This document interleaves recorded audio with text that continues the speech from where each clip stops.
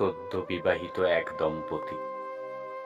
কল্পনায় ছিল কাশ্মীরি আপেলের সুবাস, শীতের সকালে ধোঁয়ায় মোড়া চা আর চোখের ভাষা। তাদের ছিল হানিমুন, তাদের ছিল স্বপ্ন, তাদের ছিল আগামী কাল।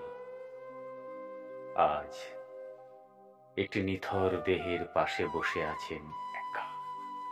সে স্ত্রী, তার সিঁথির সিঁদুর, তার লাল শাড়ি, তার চোখের জল, সব একসাথে জ্বলে উঠেছে যেন এক শোকতৃপ্ত মোমবাতি।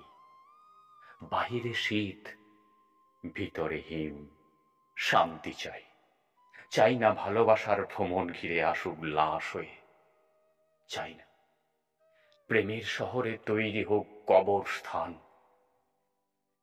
যারা গেছে তাদের জন্য শোক, যারা বেঁচে আছে তাদের জন্য নিরাপত্তা, যারা ভালোবাসে তাদের জন্য জীবন।